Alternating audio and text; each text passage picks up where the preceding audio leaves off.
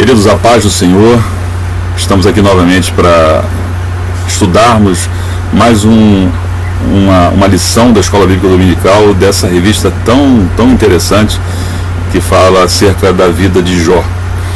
O livro de Jó, que tem tantos significados, tantas coisas que a gente pode aprender, e hoje nós vamos falar sobre a lição número 7, que fala sobre a teologia de Bildade. Se há sofrimento, há pecado oculto? E essa é uma pergunta, irmãos, podem ter certeza, que atravessa os tempos, os séculos, e ela continua sendo feita. E o pior, além de continuar sendo feita, ela continua sendo difundida até por lideranças, como forma de pressão, de se amarrar as pessoas a uma culpa além do que ela deveria ter, porque o pecado, ele obviamente, ele precisa trazer um sentimento de culpa. Tem que trazer. O pecado tem que doer, tem que amargurar, tem que trazer remorso, todos esses sentimentos juntos. Só que se nós colocamos esse pecado num patamar tão alto que a gente não possa alcançar o perdão, a pessoa desiste, ela simplesmente vai desistir de tudo. E não é assim. Deus não criou o homem para que ele se afaste de Deus e não tenha a possibilidade de retornar. Pelo contrário. Desde o início dos tempos, desde Adão e Eva, Deus sempre quis um relacionamento íntimo com a humanidade. Sempre. Foi no Éden, foi na criação dos holocaustos, onde ele permitia que a pessoa expiasse essa culpa pelos pecados e voltasse, mas não deu certo. E por fim, ele manda o seu filho para que vivesse aqui, para que fizesse o sacrifício supremo e final, para que através de Jesus nós possamos chegar ao Pai. Então essa pergunta sobre sofrimento e pecado, a relação entre um e outro, ela continua sendo atual. E nós vamos falar sobre isso nessa lição. O texto áureo é Jó capítulo 4, versículos 7 e 8. Se teus filhos pecaram contra ele, também ele os lançou na mão da sua transgressão. Verdade prática. A existência do sofrimento não quer dizer que haja pecado oculto, obviamente. A leitura bíblica em classe são 3 textos: Jó 8, de 1 a 4, 18, de 1 a 4 e 25, de 1 a 6. Capítulo 8. Então respondeu Bildade o suíta e disse: até quando falarás tais coisas, e as razões da tua boca serão qual vento impetuoso? Porventura perverteria Deus o direito e perverteria o Todo-Poderoso a justiça? Se teus filhos pecaram contra ele, também ele os lançou na mão da sua transgressão. Jó 18. Então respondeu Bildade o suíta e disse: até quando usareis artifícios em vez de palavras? Considerai bem, e então falaremos. Porque somos tratados como animais e como imundo aos vossos olhos. Ó tu que despedaças a tua alma na tua ira, será a terra deixada por tua causa? Remover-se-ão as rochas do seu lugar? Jó 25. Então respondeu Bildade suíta e disse: com ele estão domínio e temor. Ele faz paz nas suas alturas. Porventura tem número os seus exércitos? E para quem não se levanta a sua luz? Como, pois, seria justo o homem perante Deus? E como seria puro aquele que nasce da mulher? Olha, até a lua não resplandece e as estrelas não são puras aos teus olhos. E quanto menos o homem, que é um verme, e o filho do homem, que é um bicho. Em momento nenhum a gente pode negar que tanto Bildade quanto os outros amigos, mas principalmente Bildade, ele tinha razão e tem razão, e nos textos isso fica claro, da forma com que ele trata a Deus. com toda reverência, majestade, ele chama de todo-poderoso, onipotente, onipresente, todos os atributos que Deus merece ser reconhecido, ele faz. O erro na narrativa dele, de Bildade, é que ele coloca uma distância grande demais entre Deus e a humanidade, que na verdade não é assim. Deus nunca quis isso, nós acabamos de falar sobre isso. Ele coloca a humanidade com uma distância grande demais de Deus e que a humanidade seja incapaz de tocar o coração de Deus. Errou, morreu. E ele deixa claro isso. No capítulo 8, no versículo 4, ele diz: se teus filhos pecaram contra ele, ele lançou a transgressão sobre eles, a sua própria transgressão sobre eles. Acabou, morreram. E você, mas você está vivo. Se já que você está vivo, pede perdão. Quem sabe Deus te ouve. Olha como é que ele coloca as coisas. Ele atribui a todo o infortúnio de Jó, a perda dos seus filhos, dos seus bens e da sua saúde, a um suposto erro que ele não sabe qual é, mas ele tem certeza que existe. Irmãos, isso não é diferente do que nós vemos hoje. Quantas vezes nós já ouvimos isso na nossa vida e quantas vezes nós vamos ouvir? Fulano está passando tanto problema, será que não tem nada errado? Fulano está nessa prova há tantos anos, tem que ter alguma coisa por trás disso.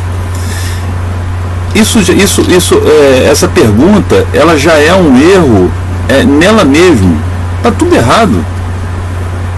Esse tipo de pergunta já demonstra o caráter julgador do homem, quando na verdade quem julga é o Senhor. Não podemos e não devemos contribuir com esse tipo de narrativa, porque ela não corresponde à verdade da Bíblia. A Bíblia nos ensina que cada pecado, todos os pecados, melhor dizendo, tem um preço a pagar.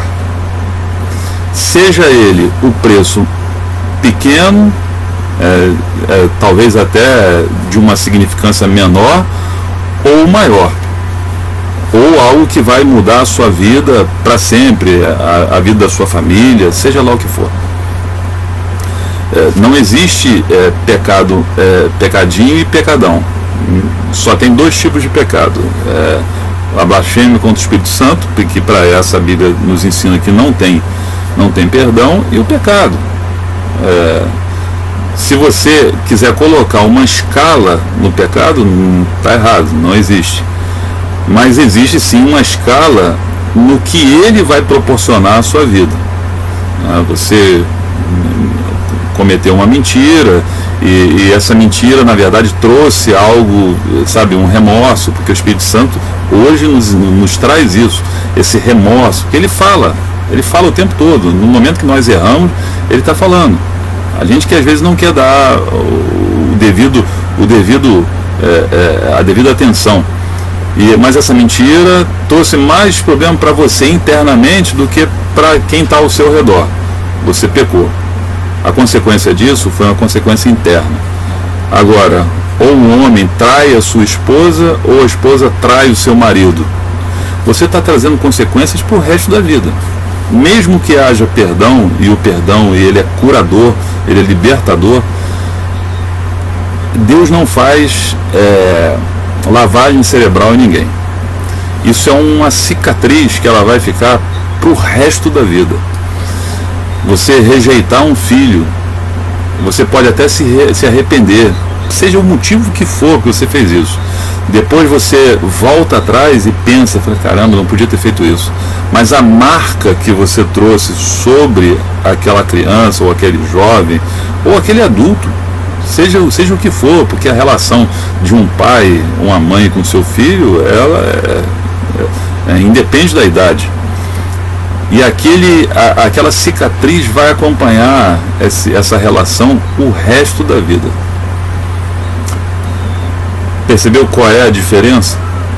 É a consequência. O pecado, ele é uma coisa só, nesse sentido. Só que a consequência dele, ela pode ser pequena ou desastrosa. Introdução. Nessa aula estudaremos sobre a teologia do segundo amigo de Jó, Bildade. Veremos que ele apresenta o caráter justo e reto de Deus em contraposição ao suposto pecado oculto de Jó. Estudaremos também a defesa de Bildade por uma moralidade rígida, fundamentada em meros preceitos religiosos, sem contudo guiar-se por princípios espirituais. E finalmente analisaremos a ideia de que, segundo Bildade, Deus é um ser muito distante e que, devido à sua onipotência e grandeza, está muito longe do mortal. Ele, portanto, é inacessível.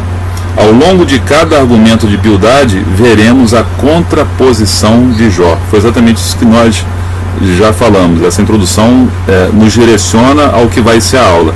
É o momento onde Bildade enaltece a Deus, mas ele coloca Jó e por consequência, a humanidade num patamar tão baixo, mas tão baixo, que Deus se torna inacessível. E não é assim. E nunca foi assim. Basta ver o que eu falei agora há pouco, os holocaustos que Deus criou, o que tinha que ser, o que o homem tinha que fazer para expiar os pecados. O que é isso? Se Deus não quisesse uma relação com o ser humano, não teria instituído isso. Se ele não quisesse uma relação com o ser humano, ele não iria ao final da tarde, na viração do dia, falar com Adão e Eva no Éden. Então não é assim. Ele não falaria a Moisés como quem fala a um amigo. Ele sempre se relacionou não só com Moisés, mas esse é o maior exemplo, que a Bíblia diz que falava como quem fala a um amigo. E ele falou aos profetas de maneira pessoal e particular e de maneira única com cada um deles. Se isso não é um desejo de relacionamento, a gente não sabe o que é. É claro que esse desejo existe, mas Bildade, talvez por um ensinamento dos seus pais ou dos seus mestres, seja lá de quem for, ele aprendeu de uma forma errada, de que não há relação entre um Deus tão perfeito e uma humanidade que ele chega a chamar no capítulo 25 de bicho, de verme. Não é nessa magnitude. Nós nos relacionamos com um Deus perfeito, mas que deseja sim uma relação com cada um de nós. O pecado em contraste com o caráter justo e santo de Deus. A teologia de Bildade possui semelhanças com de seu amigo Elifaz. Para esse segundo amigo, as ações de Jó não poderiam ser justificadas, pois elas condenavam a Deus, revelando que ele punia pessoas justas. Por outro lado, como Deus não era injusto, então Jó deveria reconhecer o seu pecado, pois ele estava sendo terrivelmente afligido. Assim, a teologia de Bildade pode ser classificada em duas esferas, a dos maus e a dos bons. Por exemplo, Bildade assevera que os filhos de Jó foram mortos porque eram maus. Por outro lado, como um homem que alegava ser justo e bom, Jó poderia desfrutar novamente do favor de Deus se reconhecesse o seu pecado. 2. Uma compreensão limitada na natureza de Deus. Bildade traz consigo uma compreensão incompleta e limitada da natureza de Deus, o que faz com que ele pense que o sofrimento de Jó seja a consequência de um pecado oculto. Assim, outra compreensão é evidente. Jó deve demonstrar que é realmente bom e que merece o favor de Deus. É uma teologia que destaca uma meritocracia humana no processo de justificação diante de Deus. Mas se tu, de madrugada, buscares a Deus e ao Todo-Poderoso pedires misericórdia, se fores puro e reto, certamente logo despertará por ti e restaurará a morada da tua justiça. Isso é o Jó em capítulo 8, 5 e 6. ele chega a esse ponto de dizer, olha, se tu acordar de madrugada, e se você se colocar em uma posição, sabe, de humilhação ao Todo-Poderoso, quem sabe ele não se levanta ao seu favor? Quem sabe ele não tem misericórdia de você? Essa alegação e essa frase, ela é carregada de julgamento. Porque em nenhum momento, você pode ler todos os capítulos, e é interessante fazer essa leitura. Jó não é um livro pequeno, são 40 e poucos capítulos, mas é uma leitura tão interessante que ela passa até rápido. Então, se você lê todo o livro de Jó, em nenhum momento eles conseguem identificar esse tal pecado oculto. Eles só têm a certeza de que o que está acontecendo é culpa de Jó. O que aconteceu com seus filhos foi culpa deles. E ponto final. E eles vão tentando, e no final eles desistem, porque não tem como provar, e não era essa a realidade. Mesmo que eles provassem um suposto pecado de consequências tão graves, jamais o castigo ou a consequência para esse pecado seria o que aconteceu. Não faz parte da natureza do relacionamento de Deus com a humanidade. Logo, o enfoque de Bildade não é a graça que flui de Deus, mas o esforço humano que, por mérito próprio, pretende justificar o homem diante de Deus. 3. A imperfeição humana. Diante da defesa teológica feita por Bildade, Jó pergunta: como se justificaria o homem para com Deus? Ora, Deus é infinitamente sábio e justo. Jó está consciente de que nenhuma perfeição humana o habilitará a aproximar-se de Deus. Dessa forma, a autopurificação não passava de presunção, ainda que eu me lave com água de neve e purifique as minhas mãos com sabão, mesmo assim me submergirás no fosso e as minhas próprias vestes me abominarão. É o que ele tenta explicar para Bildade dentro desse discurso. Mesmo que eu me lave com a água mais limpa, com o sabão mais forte, no final das contas eu não tenho condição de me chegar a Deus. Não adianta você me dizer que Ele é todo poderoso, e se eu estou sofrendo uma consequência dessa magnitude sobre um suposto pecado que eu tenha cometido, não adianta fazer nada, porque Ele já decretou. E não é o Deus que eu sirvo. É como se Jó dissesse isso para ele: o Deus que eu sirvo não é assim. Nessa sua acusação tem alguma coisa errada. Deus já havia... a linguagem é poética, mas ela afirma objetivamente a doutrina da santidade de Deus e a pecaminosidade humana. Deus é santo e Jó um pecador. Entretanto, essa não era a questão para Jó. O grande questionamento dele poderia ser feito da seguinte forma: é verdade que onde há sofrimento há pecado? Seus amigos responderiam sim.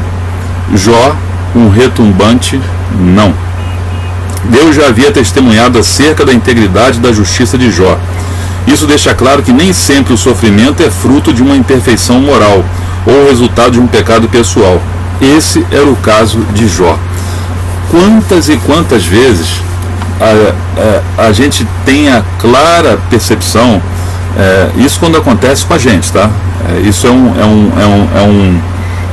você pode até de fora acompanhar um processo de uma prova sobre a vida de alguém e chegar a essa conclusão junto com a pessoa, mas isso é uma relação pessoal com Deus, do caráter educativo, e da forma com que Deus nos ensina alguma coisa nessas provas que nós passamos ao longo da nossa vida, desses momentos de aflição, dos momentos de dor.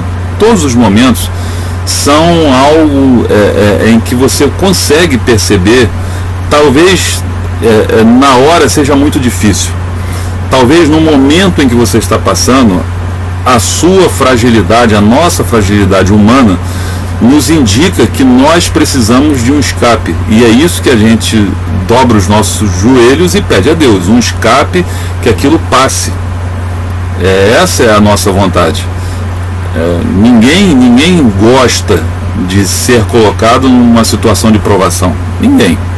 A gente até pode entender que aquilo tem um propósito da parte de Deus, mas a nossa porção humana não gosta e muitas vezes nem suporta isso. Mas que a gente, depois que esse furacão passa, a gente consegue entender que aquilo era um momento de aprendizado e um momento que contribuiu para o nosso amadurecimento espiritual. Porque na bonança não existe, ou ele pode existir de uma maneira muito pequena, um processo de amadurecimento. Esses processos acontecem no deserto, na prova, na tempestade, no olho do furacão, seja lá como você chama. São nesses momentos que o nosso caráter espiritual ele é forjado de maneira que a gente, na próxima, a gente tenha mais resistência e assim por diante. 2. O pecado visto como quebra da moralidade tradicional. Bildad também está comprometido na defesa da moralidade que ele acredita ser correta. Para ele não havia nada de errado quando fez a defesa da justiça divina, da mesma forma que acreditou estar correto quando defender a moralidade dos seus dias. Todavia, não podemos falar de uma ética ou teologia moral de Bildad, mas simplesmente de um moralismo fundamentado na tradição. Foi algo que ele aprendeu, algo que foi passado do avô, do pai, essas coisas ele percebeu e ele entendeu que era dessa forma e colocou isso para frente. Era exatamente o que ele acreditava, corretamente nos atributos perfeitos e divinos de Deus, mas totalmente errado no que se refere ao que Deus deseja com a humanidade. Esse Deus vingativo, que pune de uma maneira tão severa um suposto pecado, não foi ensinado corretamente para ele. Quando na verdade o que deveria ter acontecido é saber que sim, Deus é perfeitamente divino em seus atributos, mas que ele também é totalmente capaz de perdoar um coração quebrantado, um coração arrependido. E ele coloca, Bildad deixa claro que Jó precisa fazer isso, porque senão ele vai morrer igual os filhos. E nós sabemos, hoje nós temos o livro de Jó, que nos ensina que na verdade quem colocou Jó nessa prova não foi ele nem um suposto pecado, foi o próprio Deus. No capítulo 1, quando ele pergunta, Satanás, de onde você vem?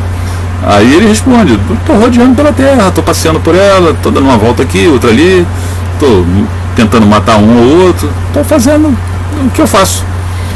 Aí Deus lhe pergunta, tem visto meu servo Jó? Homem bom, reto, temente a Deus e que se aparta do mal.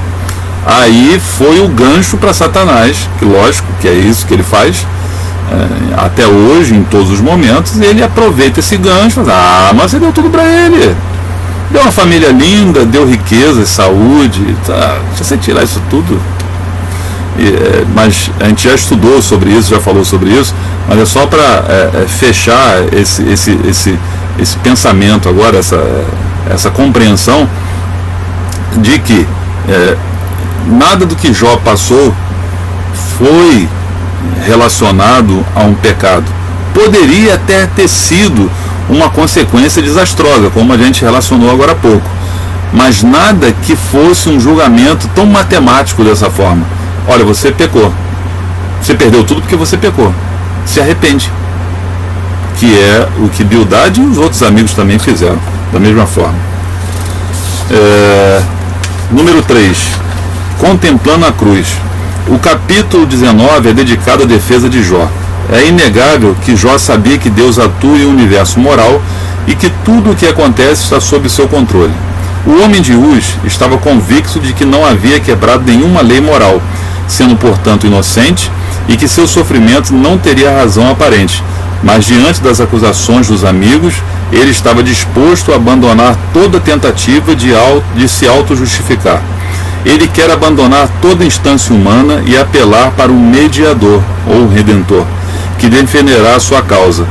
Ele não quer mais se defender. Ao invés disso, apela para que alguém totalmente justo que vá ficar entre ele e Deus. É aí que ele contempla a cruz. Eu sei que meu Redentor vive.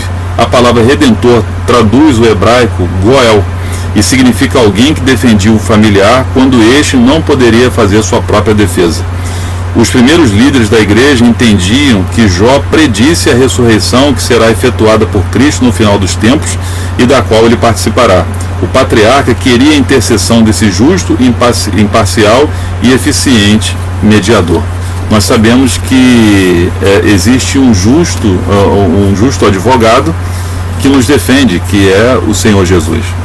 E chega um momento em que Jó pede que alguém o defenda, porque ele alega que não teve direito à defesa. E já não aguentava mais ficar se justificando, falando. Ele já estava, enjoado de ficar respondendo as mesmas coisas, as mesmas acusações para os seus amigos. Então ele queria um advogado. Quase que ele fala, se esse termo existisse para ele naquele momento, seria isso. E naturalmente a gente não pode deixar de negar essa relação do que nós temos hoje à disposição de cada um. Nós temos um advogado junto ao Pai, Jesus Cristo, o justo.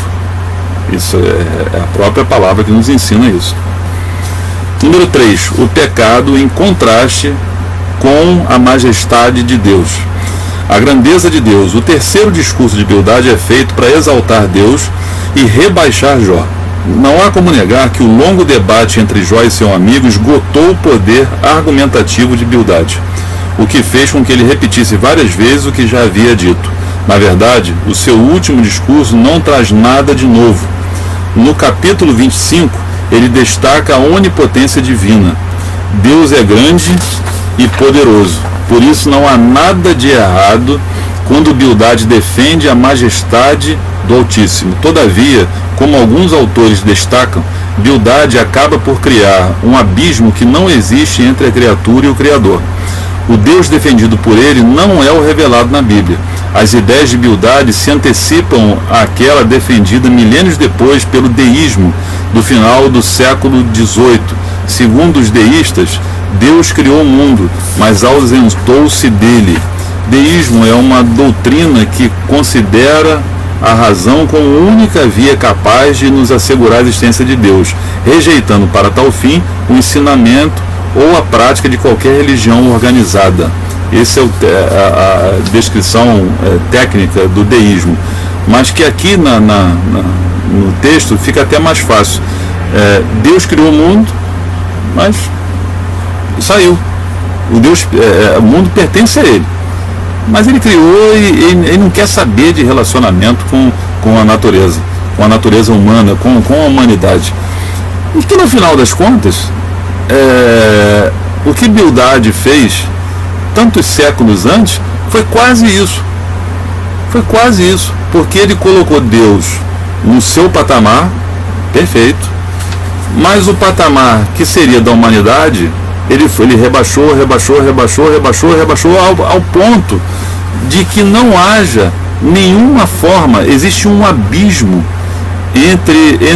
entre nós e Deus, ao ponto de não haver nenhuma relação, tão somente um lampejo de misericórdia, quando ele diz, de madrugada você faz tua oração, se coloca na frente do Todo-Poderoso, quem sabe ele não vai te ouvir, quem sabe ele não vai fazer algo por você, não vai ter misericórdia e te restaurar, quem sabe.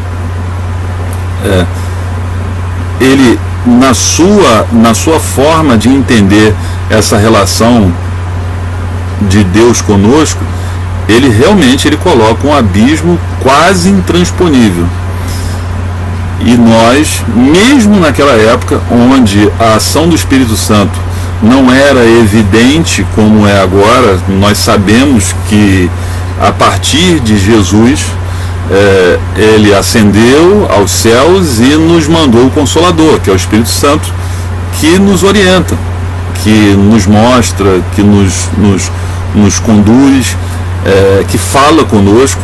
Mas naquela época Deus falava pessoalmente, e aí já não bate muito bem essa narrativa, porque se Deus fala com alguns profetas, e Bildade com certeza sabia disso, por que ele fala? Então essas pessoas não tinham pecado? Tinham e muito.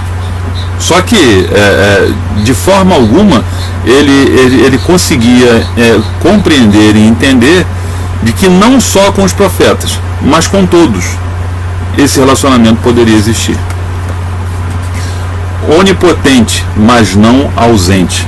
Jó responde a Bildade com ironia: como ajudaste aquele que não tinha força e sustentaste o braço que não tinha vigor? Aqui Jó não questiona a onipotência divina, mas a aplicação que Bildade faz desse conceito. O conceito de um Deus grandioso, que é soberano em suas ações, não deveria vir acompanhado também do conceito de um ser compassivo e amoroso? Deus não deve ser visto apenas em sua força, mas sobretudo por seu amor. Ele nunca exaltou o seu poder e grandeza acima do seu amor. Ele não disciplina simplesmente porque é grande, forte e soberano, mas porque ama. A correção de Deus não é só porque ele pode fazer, mas porque ele corrige a quem ele ama. Diferente do conceito apresentado por Bildade, o Deus que a Bíblia apresenta é poderoso e glorioso, mas principalmente misericordioso e gracioso. Temos de cuidar para que no momento do sofrimento não manchemos a imagem de um Deus que não é só força, mas igualmente amor. Conclusão. Nessa lição vimos que o debate entre Bildade e Jó assume alguns contornos teológicos muito relevantes. Bildade faz 3 discursos teológicos e em cada um deles põe em destaque a sua crença. Ele não crê na inocência de Jó e por isso atribui o seu sofrimento à existência do pecado. Assim ele orienta Jó a viver segundo os ditames da tradição e, como consequência, o empurra para o moralismo de natureza apenas religiosa. Por último, quando quer exaltar a grandeza de Deus a qualquer custo, acaba por criar um abismo intransponível entre o Criador e a criatura. Essa lição ela serve de maneira muito específica para nos orientar acerca do que lá em Mateus, capítulo 7, a gente já aprendeu. Não julgueis para não ser julgado. Simples. Não julgueis. A gente não tem essa autonomia, nós não fomos comissionados por Deus para sermos juízes. Não somos. O que nós precisamos pregar e entender é que realmente, assim como Bildade descreveu, Deus tem todos esses atributos lindos e perfeitos, mas que a relação entre o sofrimento e o pecado não é uma ciência exata, não, e principalmente não é uma consequência. Se eu passo por sofrimento, eu posso estar sim pagando um preço de uma série de erros. Um outro exemplo, alguém que serve a Deus desde criança, mas fez de todas as formas, se colocou em posição para que Deus o usasse, mas tinha uma falha pessoal. Ele jamais cuidou da sua saúde, jamais. Ele nunca quis se importar com a sua saúde. Aí ele chega numa fase da sua vida onde ele se aposenta e ele fica todo feliz e fala assim: agora sim, agora eu tenho mais tempo ainda porque quando eu trabalhava o dia inteiro, de segunda a sábado, eu mesmo assim, eu dava o meu jeito e buscava Deus e fazia a obra. Agora eu vou fazer muito mais. Aí de repente ele cai enfermo.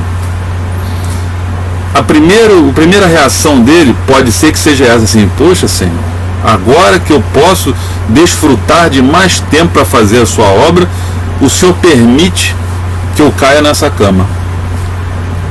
Foi Deus que permitiu que ele caísse enfermo? Ou foi uma vida inteira relapsa, uma vida inteira de descuidado com o seu próprio corpo, com a sua própria saúde? Consequência. A gente tem visto aí pela televisão, pela internet, alguns casos muito interessantes de pessoas sendo vacinadas. E aqui no município do Rio teve aquela escala, né, que o primeiro dia foi de 99, de 100 para cima, depois 99, 98, pessoas com 100, 102, 104, 106. Na Europa teve uma senhora com 116 anos que ela chegou ajudado por outro, mas andando. Pessoas com 90, 95, chegou um senhor com 90 e poucos anos dirigindo o seu próprio carro, estacionou, foi lá. Será que essa pessoa ela é mais abençoada e mais amada por Deus? A gente sabe que não. Essa foi uma pergunta só para nos despertar. Ela não é mais amada por Deus. Deus não tem filhos prediletos. Mas ela com certeza é alguém que buscou cuidar da sua própria saúde. Alguém que não se excedeu em coisas que maltratam o seu próprio corpo. Alguém que ouviu os apelos do seu corpo até para fazer um tratamento de alguma coisa. Alguém que numa vida inteira, durante décadas, cuidou da sua alimentação. É assim que funciona. Você vê pessoas, mais um exemplo, você vê pessoas que às vezes compram um carro, 3, 4 anos depois, você olha, o carro está ruim, cheio de problemas, tudo. Aí você pergunta: quando é que você fez uma manutenção? Não, nunca fiz não. Não precisa não. Precisa. Toda máquina precisa de manutenção. E essa máquina que Deus nos deu, essa máquina fantástica, que é o nosso próprio corpo, precisa também. Então, a consequência de uma vida relaxada, com o cuidado do nosso próprio corpo, essa conta vai chegar lá na frente, no momento que você poderia até ter mais tempo para desfrutar, ou aproveitar, ou até descansar, seja lá o que for que você queira fazer. Você não vai conseguir porque você não cuidou quando deveria. Então a gente aprendeu nessa aula que essa relação entre sofrimento e pecado, ela é primeiramente injusta, porque não significa, não há relação direta entre um e outro. Se você está sofrendo, se eu estou sofrendo, eventualmente, pode ser consequência de algo que eu fiz, eventualmente. Mas jamais eu posso atribuir para quem quer que seja, nem para mim mesmo, que uma desgraça que se abateu, como foi o caso de Jó, que foi uma desgraça, 10 filhos no mesmo dia, e toda a sua fortuna e a sua saúde em sequência, que foi uma desgraça total. Eu não posso atribuir a essa desgraça o peso de uma culpa, de um erro ou de um pecado. Não posso, porque não é isso que a Bíblia ensina de um Deus que é forte, poderoso, que tem o poder até para fazer isso, mas ele não faz dessa forma, porque ele sempre corrige aquele a quem ele ama. Amém?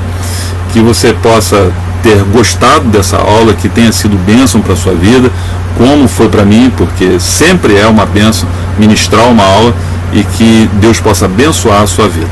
Amém? Fique na paz.